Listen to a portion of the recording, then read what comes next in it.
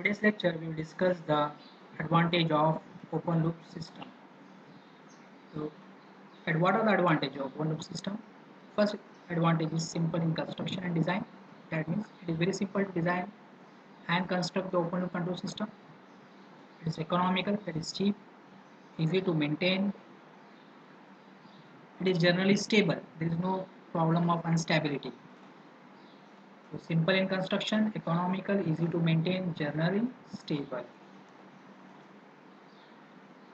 Convenient to use as output is difficult to measure.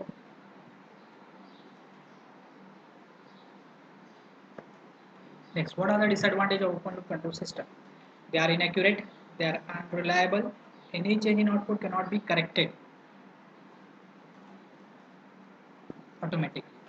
They are inaccurate, they are unreliable, any change in output cannot be corrected automatically.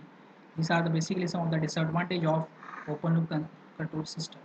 Why they are inaccurate? Because there is no feedback mechanism. Unreliable, again we cannot trust on the output because output can change according to many parameters. There is no feedback loop between output and input. That's why it is unreliable. Any change in output cannot be corrected automatically because again there is no feedback mechanism, no error reduction is possible. Therefore, this is the disadvantage of open loop control system.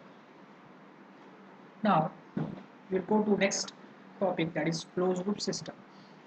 Now, what do we closed loop system? A system in which control action is somehow dependent on output is called as closed loop system. A system in which the control action is somehow dependent on the output is called as closed loop system. That is, there is a relation between output and input. There is a feedback loop. There is a feedback loop. Closed loop system is nothing but a feedback loop is there from output to input.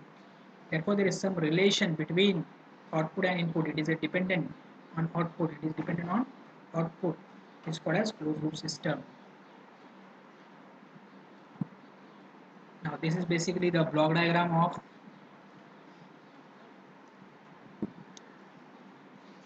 closed loop system.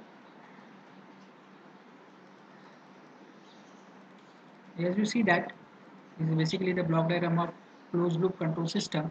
There is a forward path, then there is a command input, reference transducer, then there is a, this is called as what, summing amplifier, or it may be error deductor. Okay, controller, plant which is to be controlled, then there is a feedback transducer, command reference transducer, summing amplifier. This is the summing amplifier or error deductor, controller, plant, feedback transducer. Command input, this is R of t as a reference input. Error signal is given by E of t. Controller output is given by M of t. Manipulated signal, M of t is nothing but manipulated signal. Somewhere it may be defined as U of t, somewhere it is defined as M of t. Here we are considering M of t, that is manipulated signal. Controller output, that is C of t, that is final output of the control system. And this output is again given as a feedback signal to feedback transducer. C of t is acting as a feedback signal to transducer. Transducer is generating a feedback signal, that is B of t, and it is again given as a signal to the error deductor. This is basically error deductor. R of t and B of t are the two signals to the error deductor, and we are getting E of t. We are getting what? E of t as a output of error deductor as a error signal. This is basically the block diagram of